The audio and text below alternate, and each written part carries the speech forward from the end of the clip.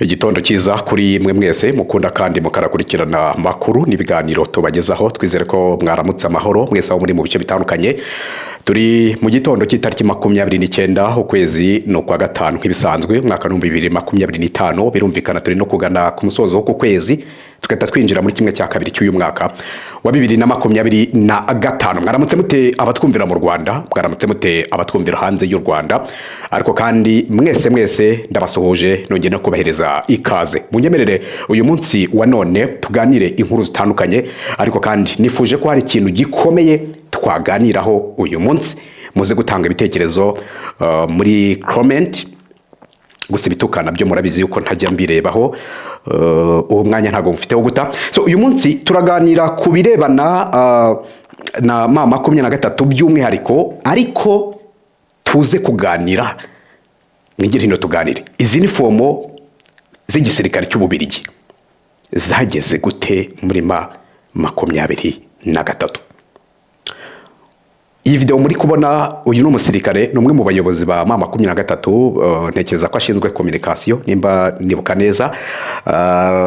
Ababyibuka uwitwa General Gakwerere ubwo yazanwaga mu Rwanda, mama 23 yaramufashe. Uyu mugabo niwe wari uyoboye delegation ya mama 23 yaje ku ruhande rw'u Rwanda mu urwego rwo gushyikiriza u Rwanda. General Gakwerere amaze iminsi agaragara mu uniformo y'igisirikare cy'Ububirigi, turaza kubigarukaho. Ibi kandi nusubiza amaso inyuma, uwitwa Maxime Prevot ni minisitiri w'ububanyi n'amahanga w'Ububirigi yatangaje ko nta basirikare Ububirigi bwohereje ku rugamba mu burasirazuba bwa Repubulika Iharanira Demokarasi ya Kongo. Turaza kurebera hamwe ese iki cyaba ari ikimenyetso simusiga kigaragaza neza ko Ababirigi bari ku rugamba, bakaba barafashwe, kuko gufatwa bari ku rugamba byo ibyo si inkuru, kuko iyo bari kurwana byanga bikunda hari matekwa zigomba gufatwa, hari abagomba gupfa, kuko birashoboka ko hari Umubirigi waba wararashwe agapfa bakamuvana uniformo tari bakazikoresha, kuko mama 23 still baracyari umutwe w'inyeshyamba mu gihe batarafata n'ubundi igihugu cyangwa se ngo babe bayoboye igihugu. Bafite ibice bimwe na bimwe ariko ntago ari banyiri igihugu.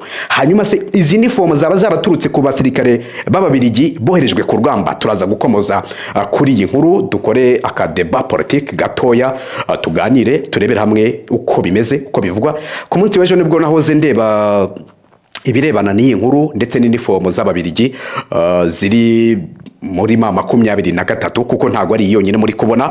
Ibi byose rero turabiganiraho. Muze kunyemerera kandi tuganire ku birebana n'urugamba cyangwa se imirwano ikomeje kumvikana mu burasirazuba bwa Repubulika Iharanira Demokarasi ya Kongo.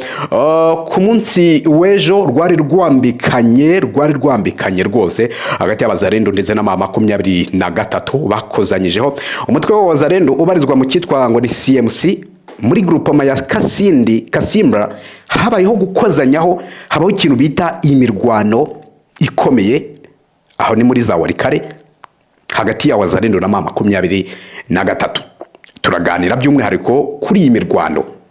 Gusa nubwo muri Kivu y'Amajyaruguru ari kumvikana imirwano, no mu bice bya Uvira naho nuko. Ibyo byose ni bice tugiye kwerekezamo tukababwira byose birebana n'imirwano ikomeza kumvikana n'ubundi muri rusange. Ntago tuganira kuri iyi mirwano gusa, ahubwo turaza kurebera hamwe inama nyungurana bitekerezo yatangijwe na Joseph Kabila ku munsi w'ejo. Ikaba hari inama kandi igamije kuganira n'abaturage. Ndaza kubabwira ku birebana na Joseph Kabila. Narababwiye kuva ku munsi w'ejo nti reaction ya Joseph Kabila ni nk'iy'umuperezida. Yagiye gusura ikigo cya Rumangabo, yaganiriye nabo muri MONUSCO, yaganiriye n'ubuyobozi bwa Alliance Fleuve Congo mama 23, yagiye ni byinshi cyane yagiye akora. Ubu rero hashyizweho icyitwa inama nyungurana bitekerezo. Turaganira kuri iyi nama. Ni inama kandi agomba no kuganira n'abanyapolitike batandukanye mu rwego rwo kumva ibitekerezo byabo kubirebana n'umutekano wa Repubulika Iharanira Demokarasi ya Kongo. Turabikomozaho mbabwire uko byitwaye. Turaza kandi kuganira kubirebana n'ibivugwa ko u Rwanda rwashimangiye ko inzira y'ibiganiro ariyo gisubizo ku bibazo by'umutekano muke mu burasirazuba bwa Repubulika Iharanira Demokarasi ya Kongo. U Rwanda rucyanavugwaho ibindi byinshi bitandukanye. Ndaza no kuberekeza muri Uvira. Mwese mbahaye ikaze, abatwumva amasaha mu gitondo, abatwumva amasaha y'igicamunsi, abatwumva amasaha y'umugoroba, mbahaye ikaze muri ikiganiro cyacu. Reka duhere muri mama 23. Tunakamata kama wabandi wenye wanafanya matarakasi hivi usiku na mchana. Hao tutawapeleka wafungwe kwanza.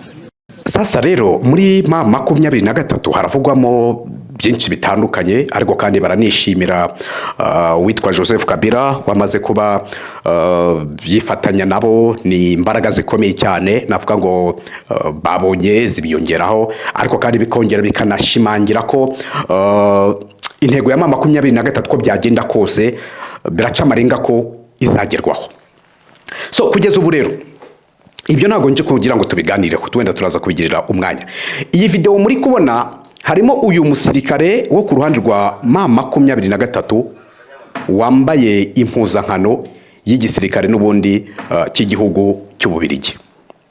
Urabona ko hananditseho Ububirigi, aya mabara rwose n'igisirikare cy'Ububirigi, ariko kandi n'ikindi kibyemeza handitseho Ububirigi. Iyi teni byanga bikunda niyo umusirikare ukiri mutoya, umwe mu boherejwe muri Republika Iharanira Demokarasi ya Kongo, bikaza kurangira wenda bitagenze neza, agafatwa akavanwamo iyi uniform. Hanyuma kubera ko Ububirigi murabyibuka bwahakanye ko nta basirikare bufite mu gihugu cya Republika Iharanira Demokarasi ya Kongo, haza kubaho noneho icyo nakwita nko kubereka ko babasirikare mwarabohereje, twaranababonye n'ikimenyimenyi, dore ngiyi imwe mu uniform mwabahaye. Uyu ni umusirikare wo ku ruhande rwa M23 rubundi muri rusange. So ahangaha rero hari ku kibuga hariya kuri Stade de l'Unité mu mujyi wa Goma, aganira n'abafashwe bari mu ba FDLR bagiye bafatwa. Harimo abantu batandukanye kuri iki kibuga cy'umupira aho bari babashyize. Nyuma ye murahabona abasirikare n'undi ba M23 bamurinze n'abarinzi be, we yiyambariye uniform y'igisirikare cy'igihugu cy'Ububirigi. Ibi bisobanuye iki? Muraza kutubwira muri komenti. Ku bwanjye ku munsi w'ejo nibwo nongeye gufata umwanya, kuko ntago ari ubwa mbere agaragaye yambaye uniform. Ntekereza kubirebana no kwambara uniform y'igihugu cy'Ububirigi. Inanditseho Ububirigi, by the way, murebe hejuru umufuka handitseho igihugu cy'Ububirigi. Ntago ariyo bakoresheje ngo bajye kwandikaho Ububirigi, bayikoresheje ntekereza ko bakandikaho Alliance Fleuve Congo M23, cyangwa se bakandikaho ibindi birebana biri related na Republika Iharanira Demokarasi ya Kongo, ariko bitari igihugu cy'Ububirigi. Nahisemo gushaka mu bantu bakunda gukorera ingendo muri iki gihugu cya Republika Iharanira Demokarasi ya Kongo bajya kuri tere, birumvikana.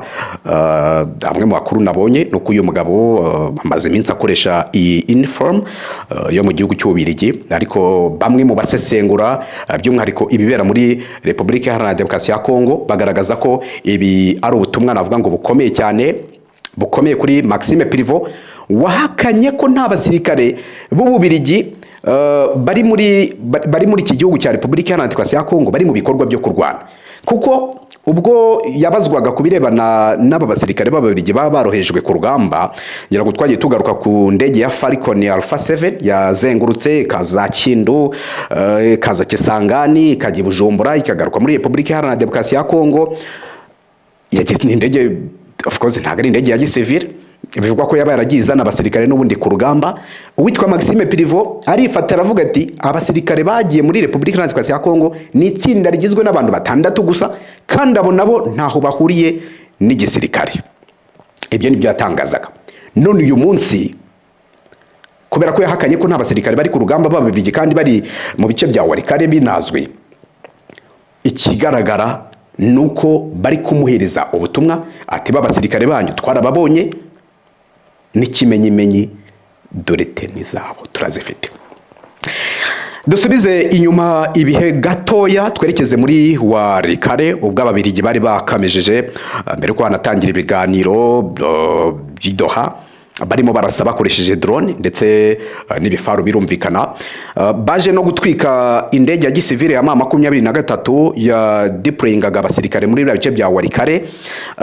Icyabaye niki nuko igifaru bari barimo ndetse na drone ebyiri muri drone z'Ababiligi zakomeje kurasa kuri defense za M23 zararashwe ziraswa na M23. Icyo gihe bivugwa ko hari Ababiligi barasiwe mu gifaru. Bamaze kurasirwa mu gifaru, bikaba bishoboka ko ino uniform, ino teni y'Ababiligi ishobora kuba yaraturutse aho ngaho. Ibi ngibi bikaba byaba biri muri message ikomeye cyane igenewe igihugu cy'Ububirigi cyahakanye ko nta basirikare cyohereje muri Republika Iharanira Demokarasi ya Kongo. Uyu munsi wa none abasirikare ba M23 bakaba bari kugihereza message bambaye za uniform zabo bahakanye. Please ndagira ngo aka kantu mubanze mukumve neza. Ububirigi bwahakanye ko nta basirikare babwo bari ku rugamba kandi birazwi ko bari warikari. Icyo gihe nka M23 nk'umutwe w'inyeshyamba kame nta kindi bari gukora uretse kubaha message bakababereka bati ntabwo ari kubafata gusa, ntabwo ari kubohereza gusa, ahubwo twe twaranabifatiye n'ikimenyimenyi dore uniform zabo. Izi sizo twakoze ni uniform zanyu z'igisirikare cy'igihugu cyanyu. Biri muri urwo rwego gusa ibyo bishingiye hanini kuri opinion z'abantu babigaragaza. Nta uramenya ikiri muri M23 indani cyane ko bambara uniform zitandukanye, ariko still sintekereza ko bakambara uniform zitandukanye kuko bashobora kuba bafite izo bambuye wenda nk'abasirikare bari special force ya Republika Iharanira ya Kongo, abasirikare batoya uko bagiye bari mu byiciro bitandukanye bakambara izi uniform zabo. None uribaza ngo kubera iki M23 uyu munsi tuyibona turimo turabona uyu muyobozi yambaye uniform y'igisirikare cy'Ububirigi ko atigeze yambara se uniform y'igisirikare cy'u Burundi kandi nabo bari muri Republika Iharanira ya Kongo kandi bafatwa?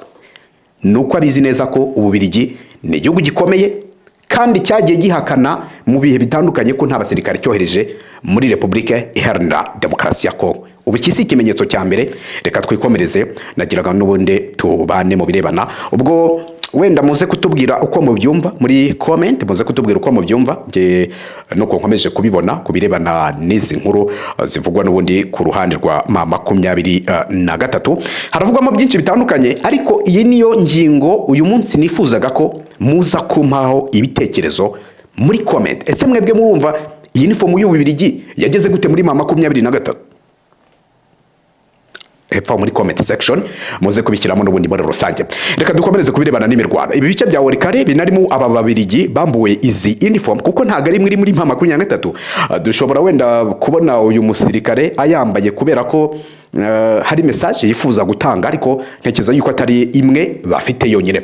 Mu mujyi wa Warikare rero wa Warikare M23 ku munsi w'ejo yakozanyijeho n'abarwanyi babo Wazalendo bo mu mutwe wa CMC muri groupement ya Kisinde.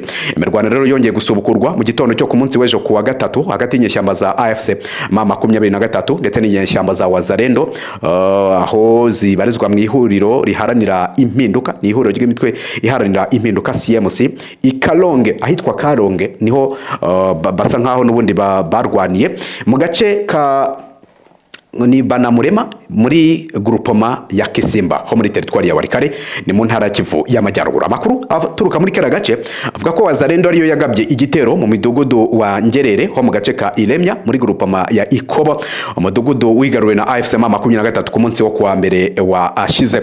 Igitangazamakuru 777.cd cyerekana ko iyo midugudu ibamo imisozi y'ingenzi by'umwariko umusozi wa bawita Rushihe uherereye hagati ya Katobo ndetse n'ahitwa Mbukuru, aho ni muri groupement ya Kisimba. Ibi bice bikaba byarafashwe na Wazalendo ku munsi w'ejo kuwa gatatu hari tariki ya 28 nibwo byafashwe. Aya makuru kandi yemejwe n'inzego z'ubuyobozi n'iz'umutekano muri Warikare, yongeraho ko imirwano igenda yegera ahitwa Rusamambo, atiri kugenda rwose yegereza ahitwa Rusamambo, ndetse urusaku rw'imbunda ziremereye n'izoroheje rwumvikana nko mu birometero 4 byonyine uvuye kuri uyu mujyi. Abayobozi b'inzego zibanze bavuga ko Wazalendo igerageza kwigarurira imidugudu ya Rusamambo ndetse bahitwa Bukumbirwa, Kishonjia n'ahitwa Kirambo. Utundi duce twa muri Republika Iharanira Demokarasi ya Kongo, aho ariko kandi hakaba ari no muri groupement ya Ikobo. Ibi ni ibice byigaruriwe na M23 cyase bisanzwe biri mu biganza bya M23, ariko Wazalendo barifuza kuba bakora ibishoboka byose bikaba byava mu biganza by'izi nyeshyamba, niko bigaragara n'ubundi muri rusange. So ngira ngo rero ibituruka muri iki gihugu cya Republika Iharanira Demokarasi ya Kongo byo donc quand même bikomeza kuba byinshi. Ibirebana n'imirwano birumvikana muri ibi bice bya Kivu y'Amajyaruguru, ariko ntago twakwibagirwa ko hari n'utundi duce twa hano muri Kivu y'Amajyaruguru hafi za Masisi, muri Rucuru, ni muri Rucuru dukomeje kumvikanamo ikintu bita imirwano. Ukibaza ngo aba bantu b'Abazalendo bagiye bisha mu giturage, bandi hari ibice bagiye babasigira, bakifata bagahita bagaba ibitero kuri M23. Tayari imirwano ikaba irabaye. Iyi mirwano mvuze ni yabaye ku munsi w'ejo. Nge ndikodinze ndi muri studio ari mu gitondo cyo ku munsi wa none tariki 29. Nta nkuru ndumva yuko iyo mirwano yaramutse, ubwo niramuka yabaye n'ubundi turaza kubikomozaho no mu yandi makuru. Ariko mu bigaragara nuko uruhande rwa M23 rufite akazi gakomeye cyane ko guhangana n'ababazarendo. Ubwo Warikariyo irimo n'ababirigi ndetse na FARDC, tutibagiwe n'aba FDL. Ntekereza ko urugamba ahubwo rushobora no gukomera kurushaho n'ubundi muri rusange. Iby'imirwano nuko byitwaye muri Kivu y'Amajyaruguru. Muri Kivu y'Amajyepfo rero naho ntago ibintu byoroshye. Ikintu bita izi nkuru sinzi ngo tuzazivuga kugeza gihe ki, ariko abarundi, iyi Repubulika Iharanira Demokarasi ya Kongo byanga bikunda guhura kw'abagaba bakuru b'ingabo z'ibihugu byombi bagahurira muri Uvira. Uruzinduko rwa Neva i Kinshasa mu minsi ishize. Ibi bintu byose iyo bikombi nyine birimo birabyara ikintu kiremereye. Ati birimo birabyara ikintu kiremereye gute rero? Ibi bice bya Uvira kuva uwitwe Evariste Ndayishimiye agirira uruzinduko i Kinshasa, hari kuza ikintu bita ibikoresho. Tumaze nk'iminsi 3 tuvuga inkuru ati abarundi bari kohereza ibintu muri Kongo, bahawe igasopo na M23 irababwira iti icyo mwakora cyose n'ubundi mu by'ukuri icyo mwakora cyose uko mwabigenza kose mukwiye kutuvira ku butaka, kuko urwanira uburenganzira bwe nta cyahomba. Urwanira uburenganzira bwe nta cyahomba. So ibintu nk'ibyo rero ni bimwe mu bikomeje kugera bigarukwa n'ubundi muri rusange. So Uvira rero ku munsi w'ejo nta bidasanzwe byahumvikanye, ariko nunyarukira mu bice bya Fizi haracyumvikana imirwano. Aherutse guhabwa ihumure ubuyobozi bwa M23 babwira ati ibibazo byanyu turabizi ndetse kandi turi hafi kubatabara, inkoni hirigiye kandi turi kwenyegeza. Ni amagambo akomeye cyane kandi ihumure kuri aba banyamurenge. Ese baraza gutabarwa mu gihe kingana iki? Ibyo byose rero reka tubihange amaso. Reka twerekeze ku nkuru kandi ivuga ko mu mujyi wa Goma ku munsi w'ejo tariki 28 hatangiye inama nyunguranabitekerezo. Ni inama kandi mu by'ukuri zizakomeza kugenda ziba mu byiciro zikaba zaratangijwe n'uyu mugabo bita Joseph Kabila. Hari ku munsi wo kuwa gatatu tariki 28 ubwo wahoze ari umukuru w'igihugu Joseph Kabila yatangaje ko inama n'abaturage i Goma, umurwa mukuru w'intara ya Kivu y'Amajyaruguru, inama igomba gutangira hagamijwe gukusanya impungenge ndetse n'ibyifuzo by'imiryango inyuranye mu gihugu mu guhangana n'ibibazo by'umutekano biriho muri iki gihugu cya Repubulika Iharanira Demokarasi ya Kongo, by'umwihariko mu burasirazuba bw'iki igihugu.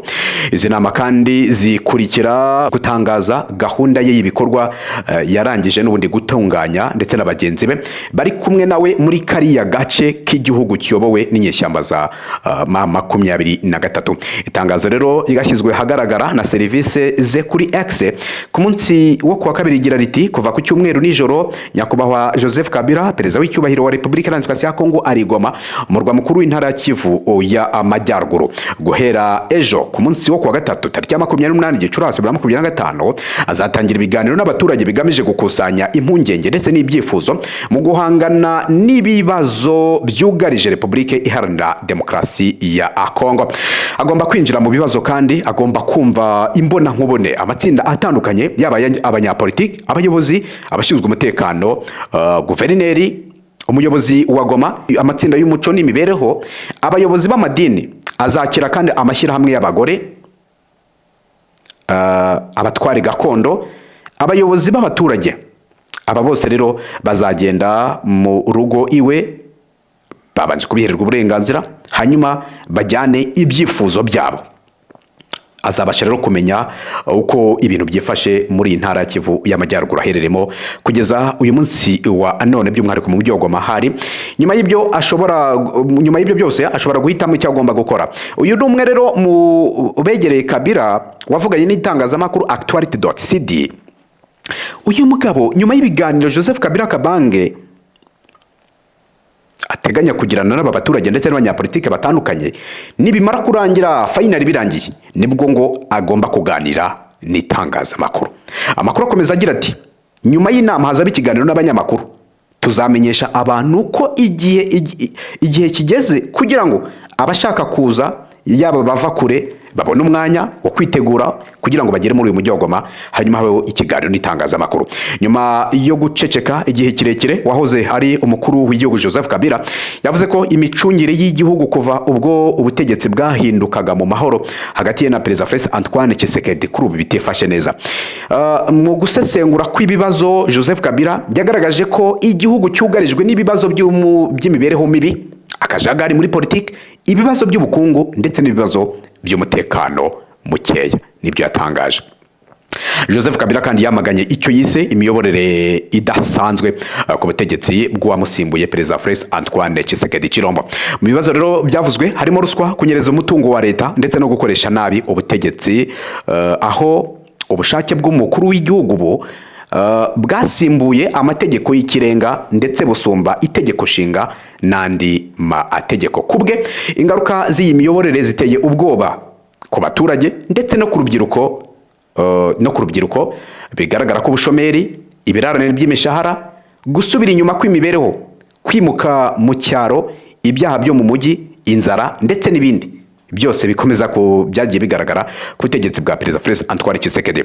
Mu gukemura rero ikibazo cy'umutekano, Joseph Kabila yababajwe kuzamuka k'umutekano muke mu ntara ya Kivu y'Amajyaruguru n'iy'Amajyepfo, Ituri, Maindombe. Avuga ko ari ingaruka z'imiyoborere mibi arizo zatumye n'ubundi ibyo byose bibaho muri rusange. Joseph Kabila rero, uyu mugabo ahanganye n'ibyo avuga nti ni ikibazo cyimbitse kandi kinini, aho asaba amasezerano y'abaturage ashingiye ku ngingo 12 z'ingenzi. Ku bwa Joseph Kabila ngo aya masezerano agamije kugarura umutekano, demokarasi n'iterambere muri iki gihugu cya Repubulika Iharanira Demokarasi ya Kongo. Azabakubiye muri ibi biganiro ndetse n'amahame 12 yatangaje muri cya kiganiro heruka kugeza ku banyekongo. Abagiye ubwo bari kwita babyumva n'ubundi muri rusange. So turacyari rero muri aya makuru havugirwa by'umwariko muri iki gihugu cya Repubulika Iharanira Demokarasi ya Kongo. Ubwo nababwiraga ibirebana na Joseph Kabila watangije izi nama nyunguranabitekerezo ku munsi w'ejo. So mbere ko dusohoka muri iki gihugu cya Repubulika Iharanira Demokarasi ya Kongo, ngira ngo amakuru yose tuyanyuzemo atandukanye. Hari indi nkuru nabonye nziza, ntago nayihererana. Biravuga ko 23 ya Sukhoi iri mu mujyi wa Goma yaba igiye gukorerwa reparation, ikaba yafasha imirongo y'imbere ku rugamba mu rwego rwo gukora ibikorwa bigamije n'ubundi gusapotinga frontline ya 23 iri ku mirongo y'imbere. Isuko ya 25 amakuru namenye nuko bayisanze hara mu mujyi wa Goma ku kibuga cy'indege, ariko nta moteri yari irimo. So iyi suko rero bivuga ko yabigiye kureparwa n'Abarusiya. Ubwo ntekereza ko ni indi investment, kuko kugura iyo moteri ya Sukhoi 25 n'andi mafaranga atari makeya. Tutegereze turebe, ariko moteri yo bari barayijyanye rwose, ahubwo haracyari za kajugujugu n'izindi drone bagiye basangamo, ariko Sukhoi yo nta moteri yari irimo. Niyo makuru mfite yakomeje kuvugwa muri iki gihugu n'ubundi cya Repubulika Iharanira Demokarasi ya Kongo. Reka dukomoze kuri inkuru irebana nuko u Rwanda rwashimangiye inzira y'ibiganiro nk'igisubizo ku kibazo cy'umutekano muke mu burasirazuba bwa Repubulika Iharanira Demokarasi ya Kongo. Perezida wa Sona ni Dr François Xavier Karinda yagaragaje ko inzira y'ibiganiro ari cyo gisubizo mu gushaka umuti urambye ku kibazo cy'umutekano muke mu burasirazuba bwa Repubulika Iharanira Demokarasi ya Kongo. Yabitangaje rero ku munsi w'ejo kwa kabiri tariki 28 Gicurasi 2025, ubwo yakiraga abagize inteko nshinga amategeko y'umuryango mpuzamahanga w'ibihugu bikoresha ururimi rw'igifaransa bagiriye uruzinduko ku butaka n'ubundi bw'igihugu cy'u Rwanda. Dr Karinda yavuze ko uru ruzinduko ari ingenzi mu kongera imikoranire hagati ya IPF n'inteko nshinga amategeko y'u Rwanda, gukomeza guha agaciro uruhare rw'u Rwanda muri OEF ndetse no kuganira ku bibazo by'ingutu bijyanye na diplomasi y'inteko, amahoro ndetse n'umutekano mu karere. Yashimye IPF ku cyemezo cyafatiwe Imonatria muri Nyakanga muri 2024 cyemeza ubufatanye mu gushakisha ibisubizo birambye ku makimbirane yo mu burasirazuba bwa Repubulika Iharanira Demokarasi ya Kongo. Yakomeje agira ati amakimbirane yo mu burasirazuba bwa Repubulika Iharanira Demokarasi ya Kongo namwe mu yarambye kandi akomeye muri Afrika, afite imizi ashingiye ku mateka, politike, ubukungu ndetse n'imiterere ya karere. Yibukije ko kandi nyuma ya jenoside yakorewe abatutsi mu Rwanda mu 1994 hari abanyarwanda benshi barimo n'abakoze jenoside binjiye mu burasirazuba bwa Kongo bashinga umutwe wa FDLR wakomeje no guhungabanya umutekano w'u Rwanda mu bihe bitandukanye. Ati u Rwanda rufite impungenge zikomeye kubera umutwe wa FDLR wakoze jenoside yakorewe abatutsi mu Rwanda mu 1994 uri hafi y'umupaka warwo muri Repubulika Iharanira Demokarasi ya Kongo. Hari kandi ibimenyetso simusiga byerekana ubufatanye bwa FDLR n'ingabo za FARDC n'ingabo z'igihugu cya Repubulika Iharanira Demokarasi ya Kongo. Dr François Karinda Xavier yanenze guverinoma ya Repubulika Iharanira Demokarasi ya Kongo kubwo kutemera ibiganiro n'umutwe wa M23, ibintu byatumye urujijo rwiyongera ku kibazo cy'umutekano mu karere.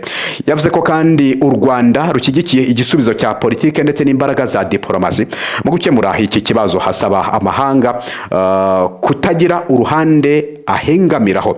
Yashimiye kandi uruhare rwa perezida wa Togo Faure Gnassingbé washyizweho na Afurika yunze ubumwe ngo ayobore ibiganiro bigamije kugarura amahoro n'umutekano mu burasirazuba bwa Repubulika Iharanira Demokarasi ya Kongo ndetse no mu karere kose muri rusange.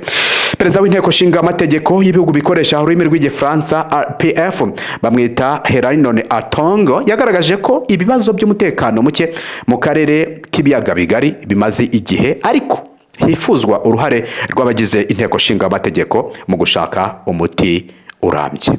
Ati hashize imyaka irenga 30 akarere k'ibiyaga bigari karangwa n'amakimbirane akomeye ashingiye ku mateka. Ibintu byagize ingaruka zikomeye ku baturage bakarere, cyane cyane abatuye ku mipaka y'u Rwanda na Repubulika Iharanira Demokarasi ya Kongo. Ati turifuza ko abagize inteko nshinga amategeko nabo bagira uruhare rugaragara mu rugendo rwo gushakira amahoro aka karere. Yasobanuye ko izi ntumwa zizakomeza kugirana ibiganiro n'inzego za leta, abadepite, abashinzwe ububanyi n'amahanga ndetse n'imiryango itegamiye kuri leta kugira ngo basobanukirwe imizi y'ibibazo nuko bishobora gukemurwa binyuze mu nzira ya politike n'ubwumvikane. Uwo ni Dr Karinda François Xavier wavugaga n'ubundi ibyo ngibyo. Reka munyemerere dusoreze kuri iyi nkuru ivuga ko u Rwanda na Kazakhstan byasinye amasezerano y'ubutwererane mu bijyanye n'ubujyanama muri diplomasi, uburezi, ubucuruzi, ikoranabuhanga, ubucukuzi bw'amabuye y'agaciro ndetse n'ubuhinzi.